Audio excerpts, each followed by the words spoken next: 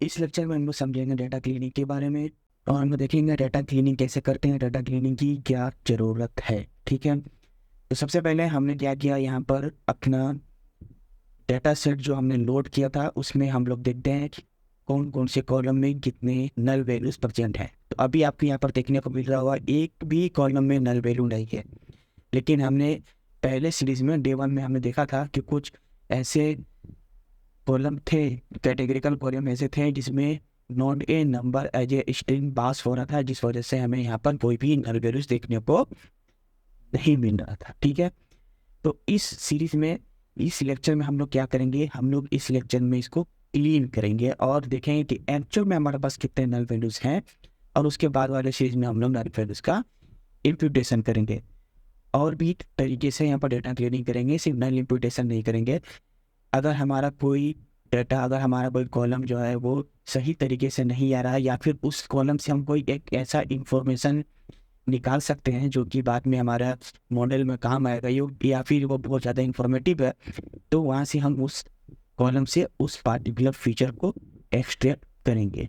ठीक है, तो चलते हैं। सबसे पहले यहाँ पर मैंने यहाँ पर क्या किया है, सिटी कोड मैंने एक्सट्रैक्ट किया है डिलीवरी पर्सन आईडी से। जैसे हम ऊपर में देखा था, डिलीवरी पर्सन आईडी में क्या था, उसका सिटी कोड था एंड वो आर ई या आर ई ए से सेपरेटेड था, एंड उसका डिलीवरी पर्सन का कुछ आईडी था 0102 ऐसा था। ठीक है, तो यहाँ से हम मैंने क्या किया, सिटी कोड जो डिलीवरी पर्सन आईडी का एक्सट्रैक्ट कर लिया है। तो ये कैसे किया सिटी कोड एक्सट्रैक्ट, तो आर ई एस से मैंने यहाँ पर हर एक स्ट्रिंग को स्प्लिट किया है और उसका जो पहला भाग होगा, मतलब एक लिस्ट का जो पहला एलिमेंट होगा वो मैंने एक्सट्रैक्ट कर लिया यहाँ पे।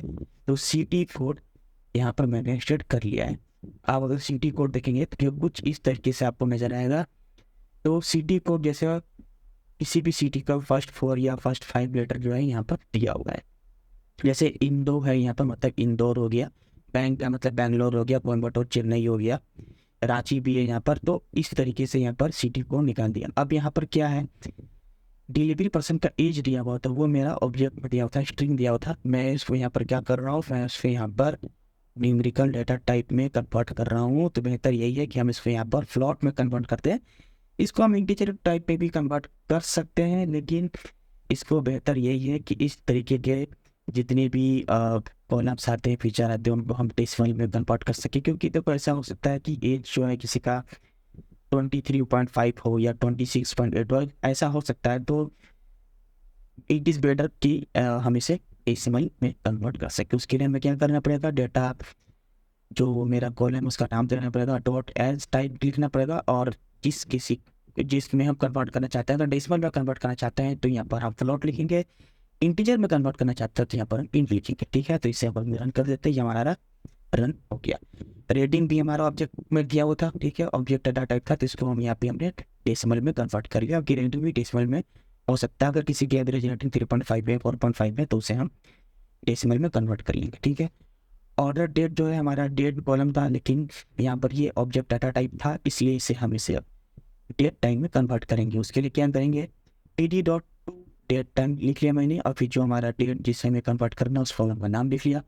और एरर्स इक्वल टू कोएर्स यहाँ पर मैंने इसलिए लिखा है क्योंकि अगर हमारे कॉलम में, जो हमारा डेट कॉलम है, अगर उसमें कुछ नल वैल्यू ज़्यादा आते हैं या ऐसा कुछ भी वैल्यू आ जाता है जिसे हम कन्वर्ट नहीं कर सकते डेट टाइम में, ठीक है, ऐसा कोई ऑब्जेक्ट आ जाता है लिखा हुआ जो डेट टाइम में या टाइम में कन्वर्ट नहीं हो पा रहा है, तो उसकी जगह पर वो नल पास कर देगा, जिसे हम इसकी भाषा में, डेट टाइम की भाषा में, उसे हम नॉट ए टाइम कहते हैं, इन ए टी। जैसे हमारा फ्लॉट में नॉट ए नंबर होता है नल की जगह पर, ठीक है, उसी तरीके से सेम उसी तरीके से जो हमारा डेट टाइम कॉलम है उसमें जो नल वैल्यूज रहता है उसे हम नॉट ए टाइम कहते हैं। ठीक है, यहाँ तक क्लियर हो चुका है, तो इसको फिर हम फटाफट रन कर देते हैं।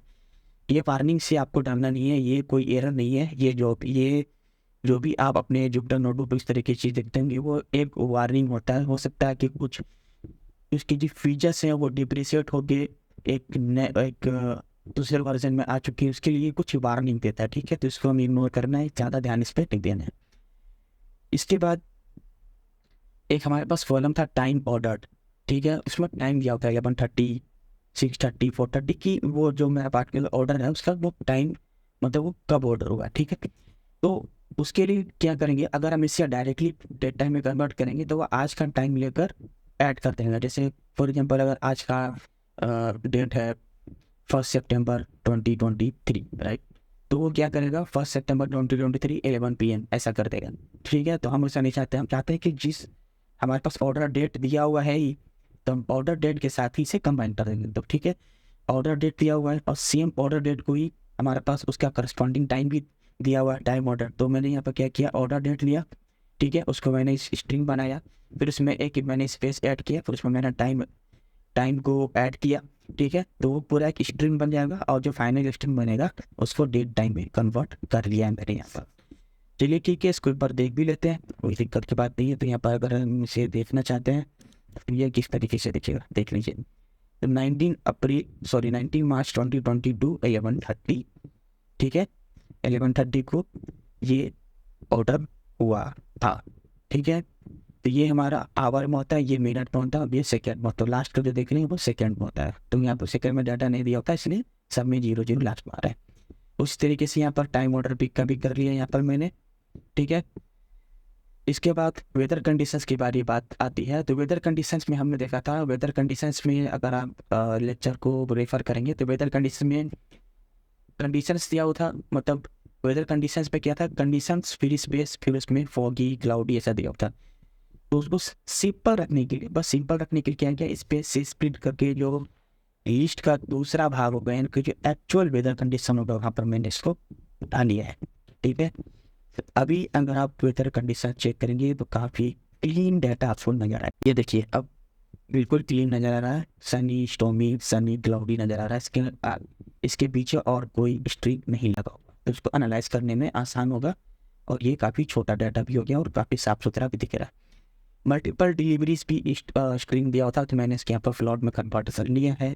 टाइम टेकन क्या था, हमारा टारगेट वेरिएबल था। ठीक है, टाइम टेकन अगर हमारा टारगेट वेरिएबल था, उसमें जब आप डाटा को चेक करेंगे, चलिए मैं यहाँ पर आपको दिखा देता हूँ, चेक करके डॉट हैक कर लेते हैं। देखिए यहाँ पर टाइम टेकन ये बोला, फिर आपको दिखना। ठीक है, इसमें आप देखेंगे टाइम टेकन क्या है, ये स्ट्रिंग है पहला बार। ठीक है, और यहाँ पर इसके पहले मिनट लगा हुआ है, तो हमें क्या करना है, इस पार्ट को रिमूव करना है। ठीक है, और सिर्फ इस पार्ट को रखना है, और जो भी फाइनल डाटा बनता है उसे फ्लोट में, डेसिमल में कन्वर्ट कर लेंगे। बेसिकली से न्यूमेरिकल टाइप हम बना देंगे, ताकि हम उसको बाद में एज ए मॉडल में से यूज कर सकें। ऐसे ऑब्जेक्ट तो यूज़ नहीं कर सकते डाटा के वेरिएबल को, तो उसे हमें न्यूमेरिकल में कन्वर्ट करना पड़ेगा। ठीक है, सबसे पहले मैंने क्या किया, इसको स्पेस से, यहाँ पर आप छोटा सा एक स्पेस आपको दिख रहा होगा, इसको स्प्लिट किया। ठीक है, और क्या किया, इसके बाद यहाँ पर जो सबसे पहला लिस्ट का दूसरा भाग है, पहला भाग क्या होगा मिनट, दूसरा भाग क्या होगा 30, या फिर जो एक्चुअल टाइम है, तो हमने एक्चुअल टाइम ले लिया। और यहाँ पर मैंने कॉलम का नाम भी थोड़ा अच्छे से लिख दिया, टाइम अंडरस्कोर टेकन कर दिया। ठीक है, अब इसको फिर मैंने यहाँ पर इसको फ्लोट में कन्वर्ट कर दिया है। ठीक है,